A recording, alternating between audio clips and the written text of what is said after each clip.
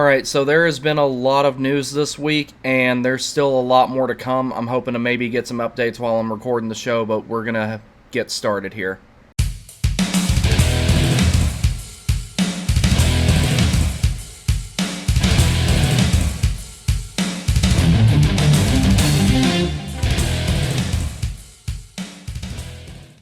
Alright, everybody. As of the time I started recording the show, it is 12:30 p.m.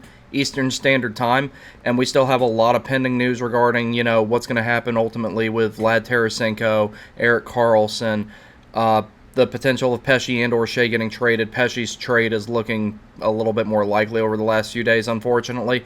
In my opinion, anyway. I really like Brett Pesce. So, in the event that there's any live breaking stuff, I'll add it in at some point in the show, or I might put it all in at the end.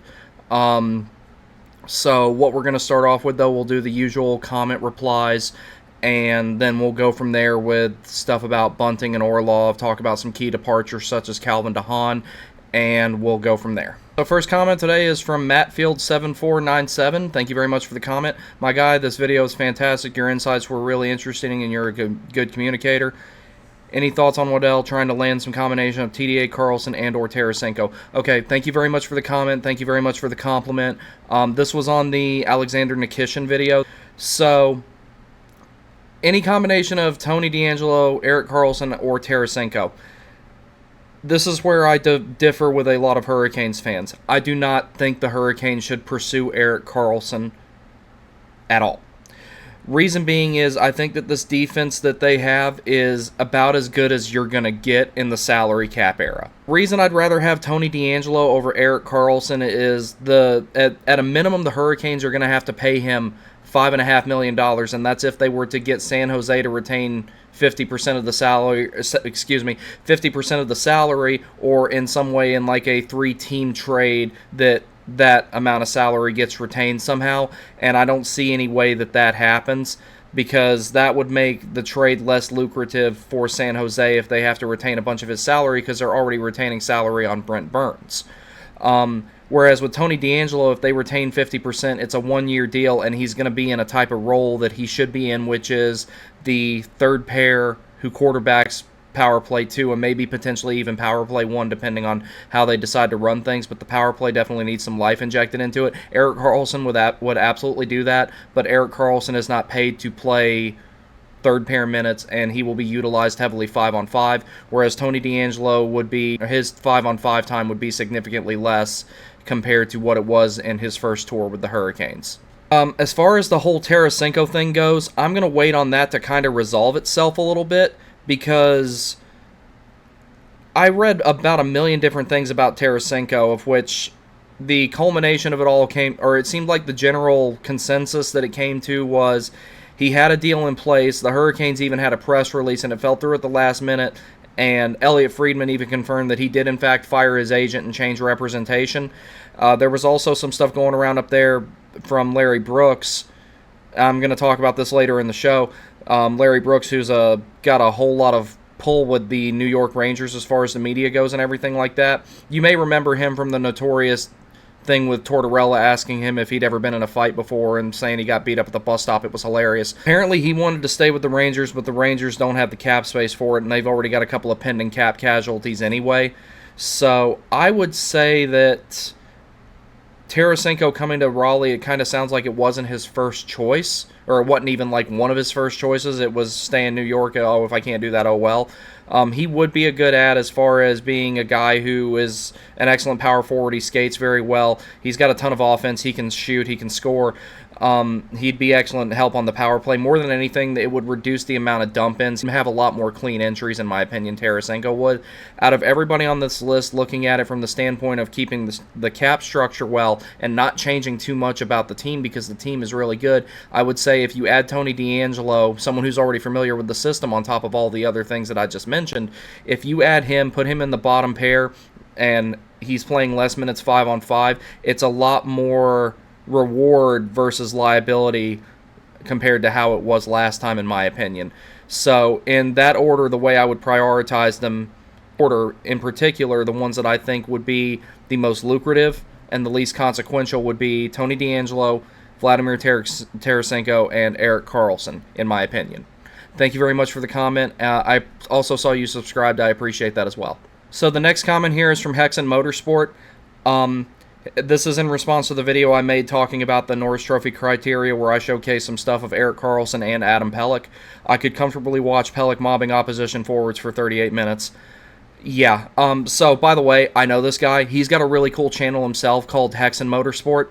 I highly recommend following that if you're into racing, sim racing, and all that type of stuff. I have a racing channel that I'm starting up too, but it's basically just going to be me posting videos of iRacing crashes, and it's pretty fun. It's going to be pretty funny. However, Hexen's channel here is very, very in-depth, so that's in my featured channels list, so if that interests you at all, I'd say give that a follow. It's really good.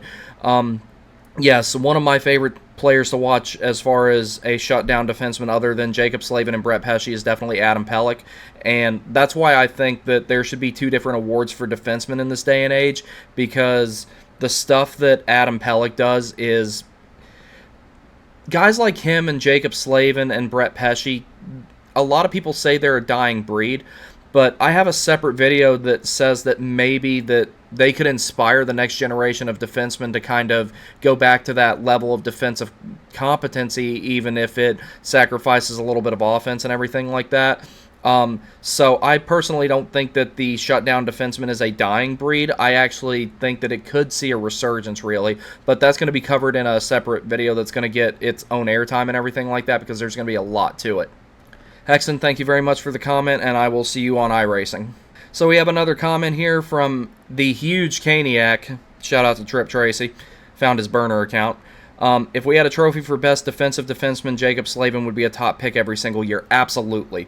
Two of the three best shutdown defensemen in this league, or at least in the Eastern Conference, are on the Hurricanes currently. That being Slavin and Pesce. And second only to Slavin would be Adam Pelech, in my opinion. That's why I wanted to use him in that video. Because I already knew if I used Slavin, it would be like, well, you're just shilling for your favorite defenseman. And I'm like, no, there would be multiple people competing for it every season. However, Jacob Slavin would definitely be one of those guys. Thank you very much for the comment. I see that you're a repeat commenter. I very much appreciate that, and I hope you enjoy more of the stuff that I plan on producing here in the near future. Okay, so next comment here. Please forgive me if I pronounce this wrong. Michael Aaron 7879. This is also in response to the Alexander Nikishin video. Maybe Orlov signing was to help with this transition. Absolutely. So, Orlov signing, which I'm going to get into in detail later in the show here, Orlov signing is actually a really, really low-risk signing because, yeah, the AAV is kind of high, but it's only 2 years, and his contract would expire right when Nikishin, should he not re-sign in SKA St. Petersburg, or not be forced to stay there, I think would be a more appropriate way to phrase it. In the event that that does go off without a hitch, if Nikishin can come over here when his contract is up, Orlov's contract would be expiring at the same time, and this is like the perfect stopgap type of thing. So you've got Orlov in place now, who's a left-handed defenseman, does move the puck, does like to hit, has a little bit of lacks a little bit on the defensive side of things, but he's going to be on a team with really good team defense now, so he can move the puck a little bit more freely and take risks a little bit more freely with less consequence. But yeah, I can definitely see that Orlov is stopgap until such time as Nikishin comes over. So yes, I totally agree. I think that was part of, if not the entire rationale behind the term and the AAV that they gave on Orlov's contract. Very much for the comment. Hope you keep coming back and looking at some stuff in the future. So this comment right here, it's the last one. This was on the video where I was talking about potential trade destinations for Pesce that I made a couple of weeks ago. I'm not sure if this one was directed as at me, considering it was a comment to what someone replied to me with, but I do want to address it anyway. If it wasn't directed at me, I'm very sorry. Opinions on a Mark Scheifele trade, flat out, there are better options out there that are more defensively competent than Mark Scheifele. Mark Scheifele is an amazing playmaker, and he does amazing stuff in the offensive zone, especially working in tight around the net. But he would not be my first choice, as I've stated in the past. I would rather have Elias Lindholm, and that has absolutely nothing to do with, for what it's worth, in my opinion, it's all hearsay until proven otherwise. That has nothing to do with the allegations that Mark Scheifele is a problem in the locker room or anything like that. I just think Elias Lindholm would be the better option, as far as playing a 200-foot game, being competent on the defensive side of things, but still providing a ton of offense. There's a reason why he was a Selke finalist a couple of seasons ago, that being Lindholm. And normally I do not agree with who the NHL makes for Selke finalists, and Lindholm was one that I definitely agreed with that season. So I think that I would rather give up more assets, not many more, but I would rather give up a little bit more hypothetical return than I would to get Mark Scheifele. Even though Winnipeg is going to fire sale and you might be able to get him a little bit cheaper, but I personally would rather see Nate just move to center or Kotkaniemi step up a little bit further in the 2C role, which, like I said before, I think that Kotkaniemi has another gear still, but I would personally not move any assets for Mark Scheifele at all. No. Not when there's better options out there, and I think also on the current roster. Tyler, thank you very much for the comment. I appreciate it, and we're going to move on to the next part of the show. So in the episode last week, I mentioned that I would like to see the Hurricanes go out and maybe get Garnett Hathaway in free agency. I had no idea that they were even looking at Michael Bunting. This is out of the 2 free agents we signed, potentially 3, depending on what happens with Tarasenko. This is the best one. Michael Bunting is aggravating. Michael Bunting is one of the most annoying people in the league as far as someone that you watch play against your team and you sit there and go, I hate that guy. I cannot count the number of times that I texted my dad or somebody saying, Michael Bunting is you can probably imagine the words that I used after that. He's perfect. He is exactly what the doctor ordered for the Hurricanes as far as getting somebody that will... He's really good on the forecheck, so he's already going to be... Brendan Moore's going to like that already. The next thing being is that he'll get in your face. He's going to cause some stuff after the whistle. He's going to take some penalties, yes, but what you're going to get from Bunting as far as someone who scores a lot of greasy goals and someone who works really well, especially if he's got a good playmaking center with him and everything like that, you're going to get a lot more out of Bunting in terms of what he's going to provide to the team versus how many penalties he's going to take. And more than anything, he brings that extra element of sandpaper along with the depth scoring and everything like that he's going to provide. And he showed flashes of being someone who might be more than a depth scorer. I mean, granted, that was in Toronto, and, if they don't score 6 goals, they normally don't win. I'm not being, literal with that, but what I mean is they're a high-scoring team. They rely heavily on their offense, and Michael Bunting did benefit from that as far as career numbers go, and it was a little bit inflated, but I don't see any reason why he couldn't potentially be a 20 or a 25 goal scorer with the Hurricanes. And more than anything, that's going to deter some things from people like Matthew Tkachuk and, Tom Wilson, Brad Marchand. Essentially, that's a great way to describe him. He's a lot like Brad Marchand, not nearly as skilled, but as far as being that guy that every time he jumps over the boards, the guys that are already on the ice on the other team are sitting there rolling their eyes and going, not this guy again. So finally you have that aggravating, annoying pest of a presence with Michael Bunting. So out of the 2 big signings that they did, in my opinion, that one was even more important than the Orlov one. So I'm really excited about Michael Bunting coming to the team. They have needed someone like this for a long time, and the closest that they've had to it was D'Angelo or Trocheck, but this guy's far more of a pest than even Tony D'Angelo is. I'm going to try to do a more in-depth video regarding Michael Bunting within the next few days, particularly him and Orlov, so I can look at their numbers and everything. But to summarize, when it comes to Michael Bunting, depth scoring, maybe a little bit more, ton of physicality, and he's going to draw a lot of penalties. But he also does have to be careful because it looks like he's not exactly a favorite among the officials, and that spelled a lot of issues for Jeff Skinner when he was playing for the Hurricanes. Granted, it doesn't look like he has those problems as much anymore in Buffalo, but I'm definitely excited about Michael Bunting. So the biggest free agent on the board by far this season, even though it was kind of a weak UFA class compared to ones of recent memory, but he was the number 1 player on the board. Dmitry Orlov was, and Carolina nabbed him. 7.75 AAV for 2 seasons for Orlov is really good.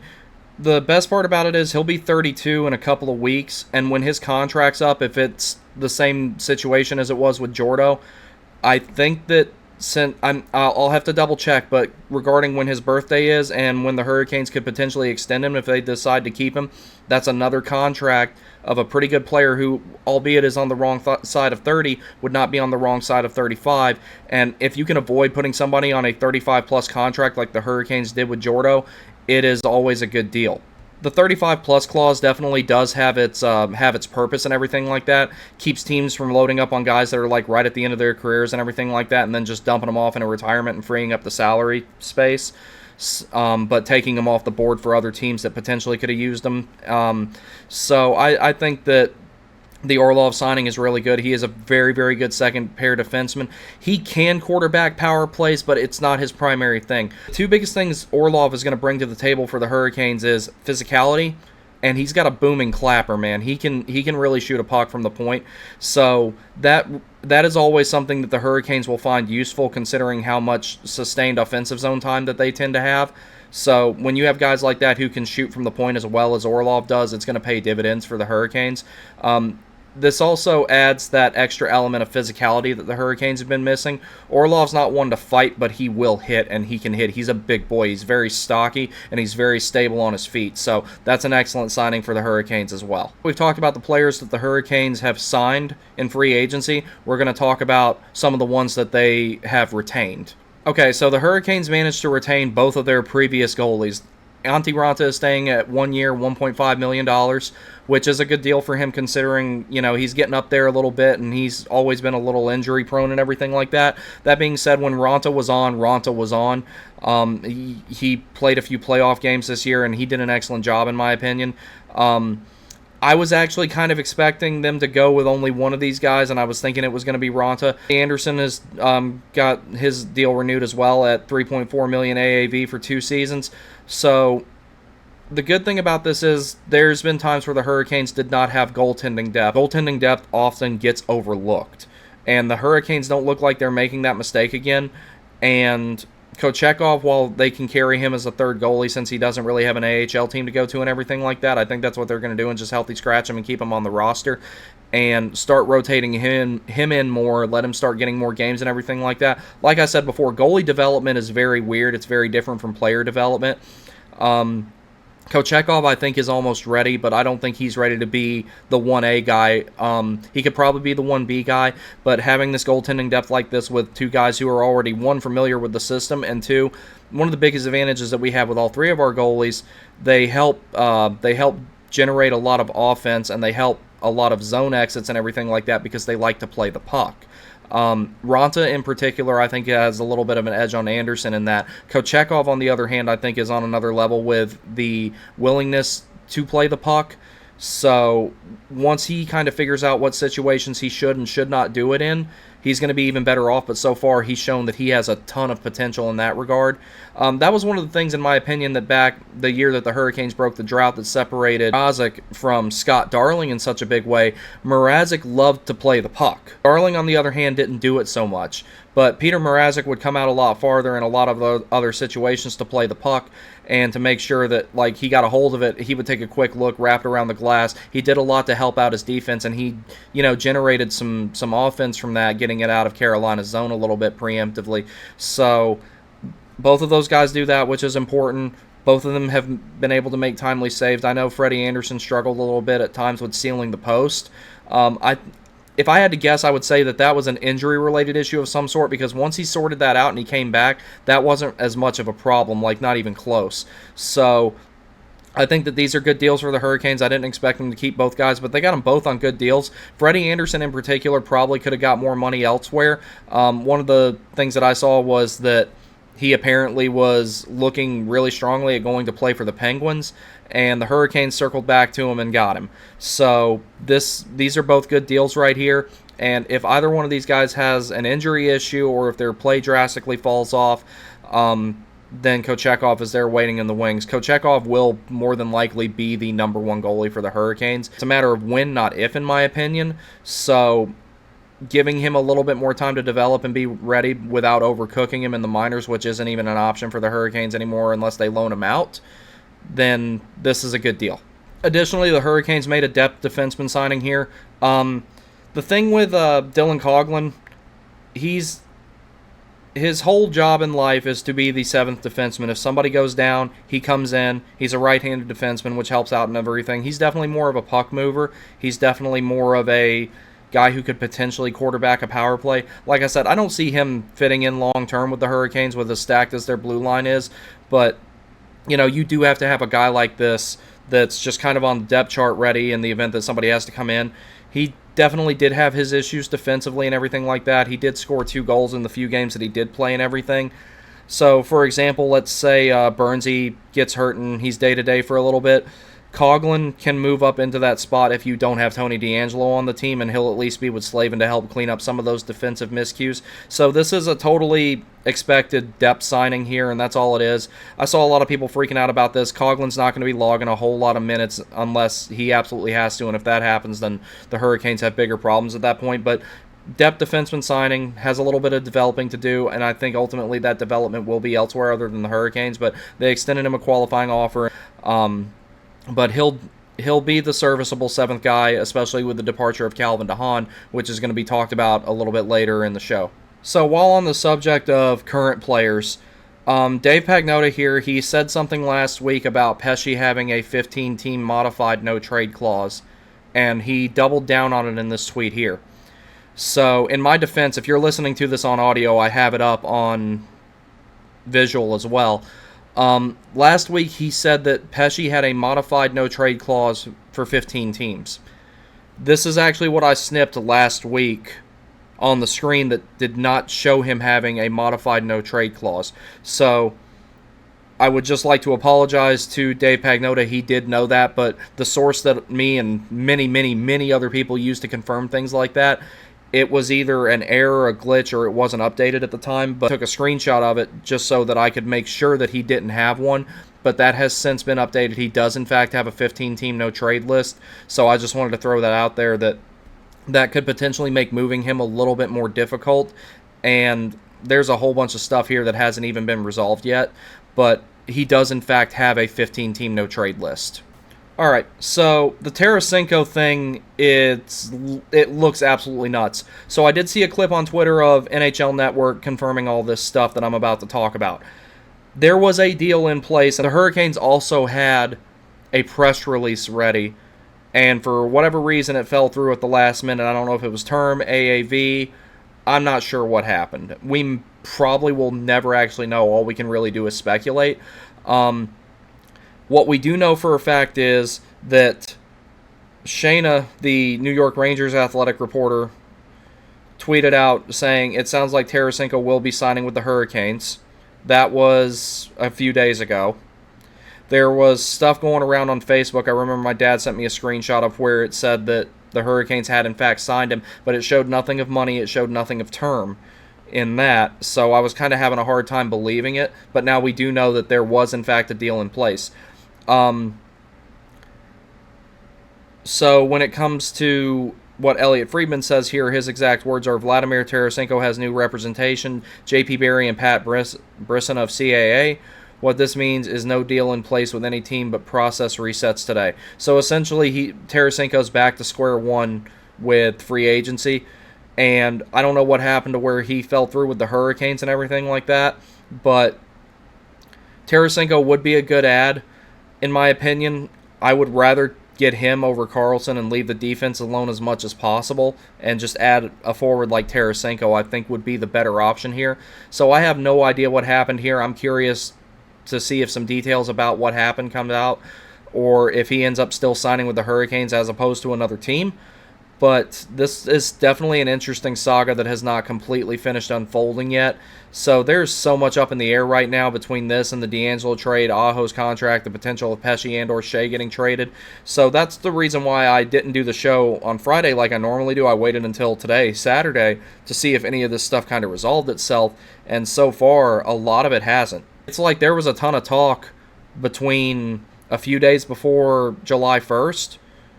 You hear stuff about Aho's contract. You hear then Orlov gets signed, Bunting gets signed, and then you hear some stuff about Tarasenko, and then it's been radio silence for like almost a week. So that's been the most aggravating part about this week for me is I start, clipping tweets and everything like that and citing my sources and everything and putting them in a folder to record the show, but the information was just steady coming out, and then it came to basically a dead stop. So I'm waiting to see what happens with Tarasenko. Like I said, he would be my second choice as far as who to add from the remaining free agents, but this is very odd. So now we're going to start with covering the key departures from the Hurricanes. Speaking of former members of the St. Louis Blues, Mackenzie McEachran, who was with the Hurricanes in the playoffs, they called him up as a Black Ace. He was serviceable, and he, put up a couple of points and everything like that. He has now returned to the team that drafted him, which was the St. Louis Blues, on a 2-year deal. I didn't expect the Hurricanes to keep him, especially with all the big signings that they got coming up and everything like that, but I wish him all the best. He did good when he was called upon in the playoffs and everything like that. He's definitely a good bottom six forward. I don't really think he'll be anything past that, but with St. Louis kind of being in retool, rebuild mode, I can see why that they wanted to bring a player like him in, and I think he'll be good for them. So this one right here, I made a video talking about what Pacioretty coming back to the Hurricanes could look like, and I think someone from Washington's front office saw it and said, hey, this is a good idea. So you're welcome. Because I said 1 year, $2 million deal for Pacioretty would be perfect. Other thing that they added onto it is there's a potential $2 million performance bonus. So Patches has signed with them. Good luck to him. I hope his injury history doesn't come back to haunt him again. It would be nice to see him be able to finish his career on a good note because he's had it rough the last few seasons. I mean, between that time that Chara ran him into the turnbuckle and everything else, he's had a rough way to go, and the guy is an excellent sniper. He's one of the best goal scorers in the league. I didn't expect the Hurricanes to keep him, but this was the type of deal that I was thinking that he would find somewhere in the league. So he's got a potential to make $4 million total, but he's guaranteed 2 of it right here. So good for Patches. Wish him all the best. So Calvin DeHaan, who was on his second tour with the Hurricanes, he has now went to sign with Tampa for 1 year, $775K. That makes sense for him and everything like that. Defensive depth chart being as deep as it is, he probably was going to be stuck being the 7th defenseman, and on a lot of teams, he's good enough to be the bottom pair, shutdown, stay-at-home type of guy.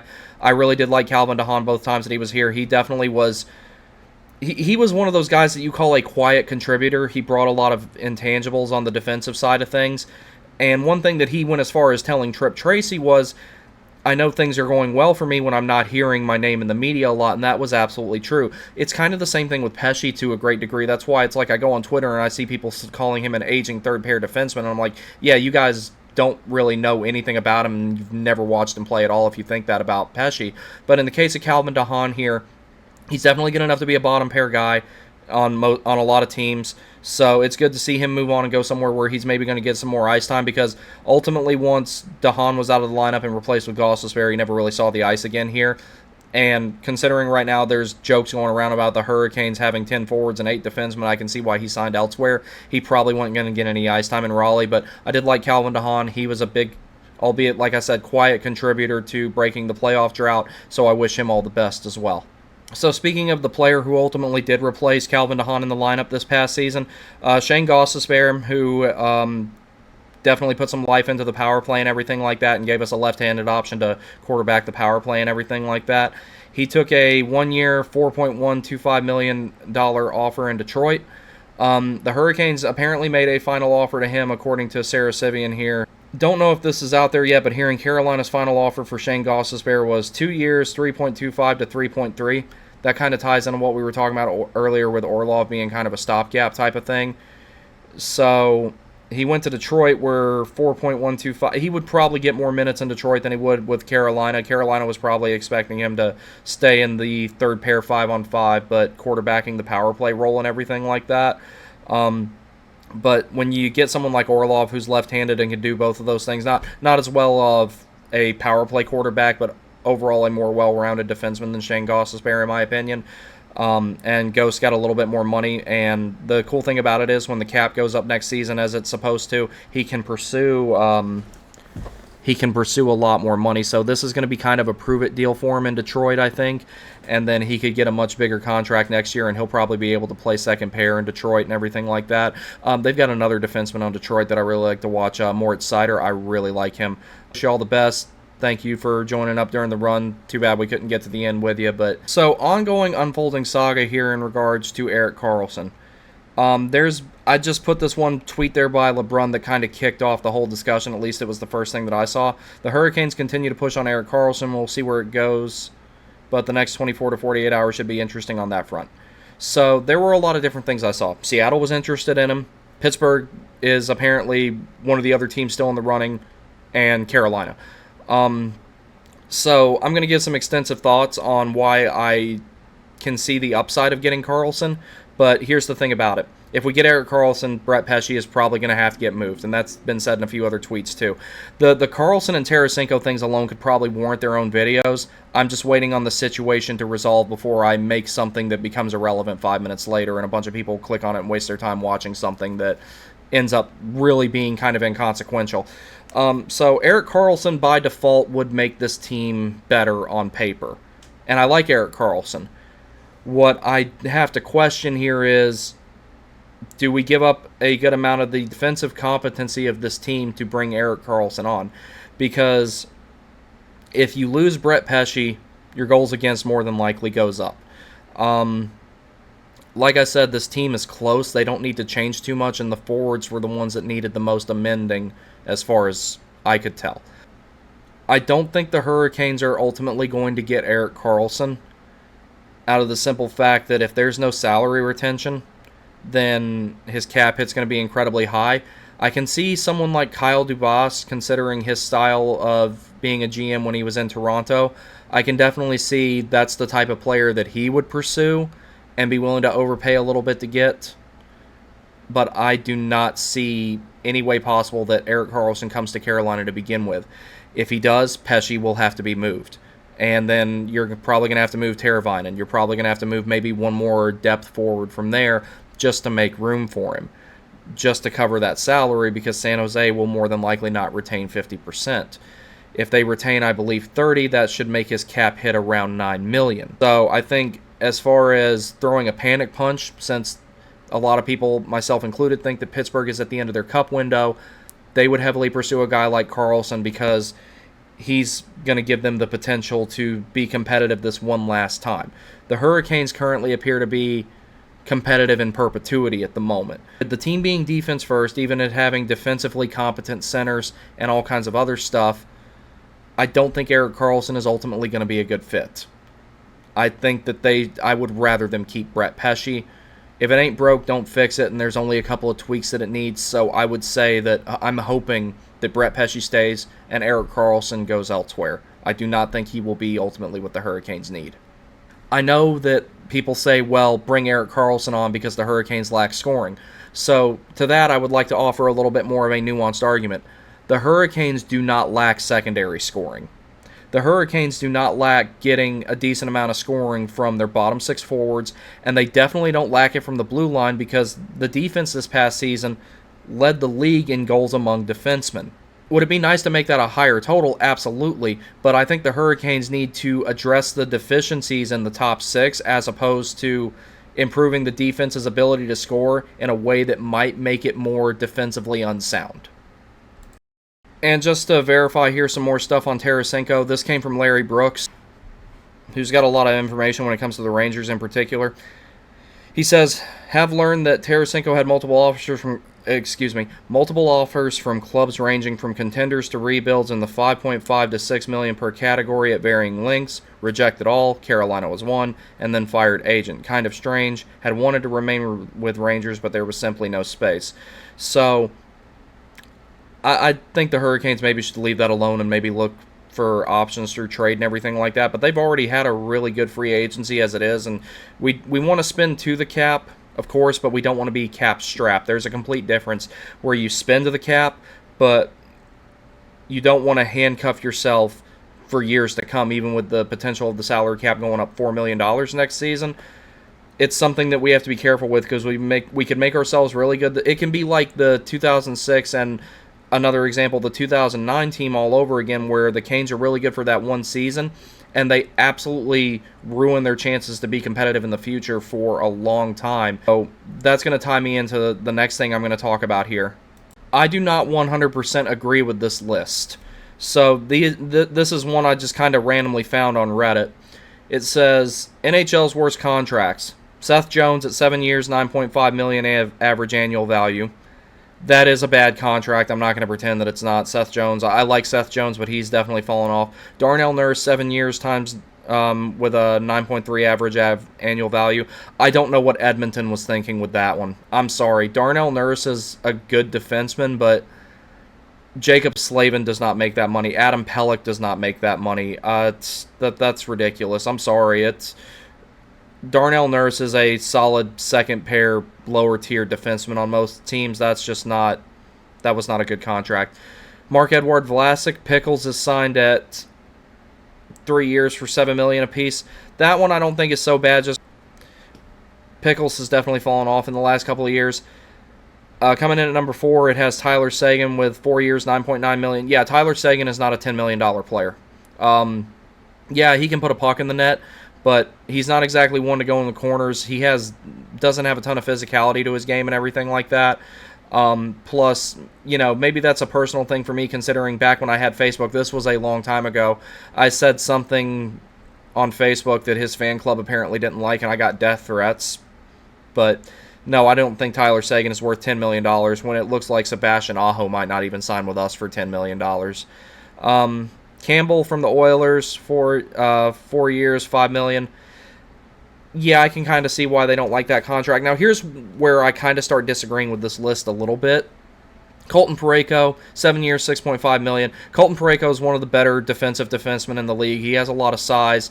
He'll hit. He's got a good poke check and everything like that. So yeah, maybe the term's a little bit long for him, but $6.5 million for someone like that. That's why I'm not really entirely opposed to paying Pesce $6 or $6.5 million. Maybe if performance bonuses could get factored in, he could make a little bit more. But I don't entirely agree with that. Yeah, maybe the term's a little bit long on it, but I can think of contracts that are way worse than the one that Colton Parayko has. Jake Trouba, 3 years, $8 million a season. I don't think that one's that bad either, personally. Objectively looking at it, Jake Trouba does a whole lot. He's incredibly physical and everything like that, and everything that I've heard about him as far as what the Rangers think of him as being the captain and everything, I think he's worth that. Jonathan Huberdeau, 8 by $10.5 million. Okay, yeah, that one is not good, but Hubie's a little bit below a $10.5 million player. In my opinion, he's more around the $9 million range. When there were rumors going around about Carolina trying to acquire him, I'm glad that they didn't. Bo Horvat, 8 by 8.5. That, on the surface, it does look like that contract is not going to age well, but let's give it some time. He just signed it this year. Bobrovsky, 3 years remaining, $10 million. So, the thing with Bobrovsky, though, we've seen, us Hurricanes fans have seen firsthand when he's on what he's capable of. And this is of no disrespect to Florida as a team. If you take Bobrovsky out of that equation, they probably get swept. Not the Hurricanes, the Panthers do. And that's not to take away from the things that Matthew Tkachuk and Sasha Barkov in particular did for the Panthers, but I think if you take Bobrovsky out of that equation, Florida loses four games by 1 goal. I think, or maybe even a little bit more. I don't think any of them would have been blowouts by any means, but when it comes down to it in the conference finals, the Hurricanes straight up got goalied. That was the biggest factor as far as Florida winning. He carried that team. That's not to say that other guys didn't contribute, but if you made a pie chart of people on the Florida Panthers who contributed to that sweep, Bobrovsky makes up 85% of it, and it's not even close. So that one I kind of understand the sentiment because he had a rough time when he first got to Florida, but at the same time, though, we've seen what he can do when he's on. So I don't think that that's one of the absolute worst ones, but I can see why this guy, whoever it was, put it on this top 10 list. Now, here's the point that I'm trying to make. People may remember a time when the Hurricanes were really bad. There were 2 contracts in particular that were very heavily scrutinized. And there's a whole lot more I could go into, but there's 2 particular ones, of which one of them I'm kind of thinking that it wasn't nearly as bad as everyone said it is, and then there's one that was probably the worst contract that the Hurricanes ever signed. There was a lot of criticism of Jordan Stahl's contract. Not his current one, but his previous one where it was 10 years, $6 million a season, because back when he signed his contract, you could still do 10-year term. And we saw Jordo's productivity and how well he fit in with the lineup and everything started changing as soon as some depth was added. I think that the expectation when he was traded was that him and his brother Eric were going to be a 1-2 punch at center, and it didn't work out. And the other thing we have to consider, the team that they built around them was not very good. And once Jordo got to the point where he could play his role of being the shutdown guy, in some cases being the bumper or the net front guy on the power play, being the premier penalty killer on the team, as far as forwards go, with Aho being a close second in that, in my opinion, once he settled into that role, he definitely became worth $6 million, even if you adjust for the cap not being that high when he initially signed it and he was taking up a greater percentage of the salary cap. So, in my opinion, did it start out well? No. Eventually it aged pretty well, and then he took a pretty decent pay cut to continue playing. So that one, I understand the scrutiny and I understand the criticism of it, but ultimately I think it aged relatively well. It didn't age like wine, but it didn't age like open milk either. And I will do my best not to trash professional athletes on this channel, but I can safely say this. I've lived in Virginia most of my adult life. I did not like Alexander Semin as a Capital, and I disliked him even more as a Hurricane. And when they signed him to that long-term deal, I rolled my eyes so hard I almost saw my brain. So as much as I would like for Pesci to stay, I also understand the rationale of trying the absolute best you can to not overpay players, because Alexander Semin was probably the most overpaid player that the Hurricanes ever had. The rationale behind signing him didn't make any sense to me because, one, I thought the guy was soft. Yeah, he could shoot, and he was a decent skater, but anything beyond that, I don't think that Alexander Semin really brought anything to the table, and I never understood that signing. So when the Hurricanes, tread lightly as far as handing out big contracts to players, even ones like Pesci, I'm kind of okay with it because I don't want to revisit that era of relocation rumors and low attendance and all kinds of other stuff that was going on, because if anything that the past few seasons has showed, especially this season with the Stadium Series game being as successful as it was, North Carolina is definitely a viable hockey market, but if you disinterest people by way of building a bad team, they're not going to show up. Because you have somewhere like Raleigh where they're not going to show up, and then you have somewhere like Toronto where they'll show up and they'll throw a completely irreplaceable sweater on the ice. And the way you know it's irreplaceable is because good luck finding one that says Coho on it and that has the old NHL orange and black puck logo. Good luck finding one of those and not spending a decent amount of money. Alright, so I'm getting hungry, and in the nearly 2.5 hours I've been working on this and editing it and everything like that, no new information has come about on the transactional front. What's funny about that is because I've been refreshing in between every segment and everything here, looking to see what's happening, and so far all I've seen are memes and other things like that. Let me take one last look at it. Nothing there. Okay, so I'm getting hungry, so I'm going to close the show out on a note here just to show you guys a little project of mine that I got coming up. This is called an Akaso Brave 4 camera. This is it's like a GoPro, but doesn't cost $1 million. I finished mounting the helmet last night, but then I went to go play pickup and I realized, oh wait, I forgot to go buy a memory card for it. So sometime in the near future, I'm going to have some videos up of, some first-person views, or the closest thing you'll get to a first-person view of someone skating with it and everything like that. Looking forward to making those videos, uploading them and posting them and all that type of stuff, and I'll probably edit a few of those into shorts. Other than that, the only other real piece of news is going to be a separate video, and that's going to be about the SPHL setting up their schedule and everything like that. And that's going to go into some of the other stuff I want to talk about because I really want to give minor league hockey more coverage. It's just this week has been a busy yet not busy, information overload yet nothing to report type of week with the NHL. So thank you guys very much for all the support and everything like that, the comments and everything like that. Keep them coming. I'll keep replying to them. And we'll see what happens as far as with the Hurricanes and all the other craziness that's going on in the NHL right now that I feel like it's just going to hit us all at once. So you guys have a good day. Hope you enjoyed the show. Take care.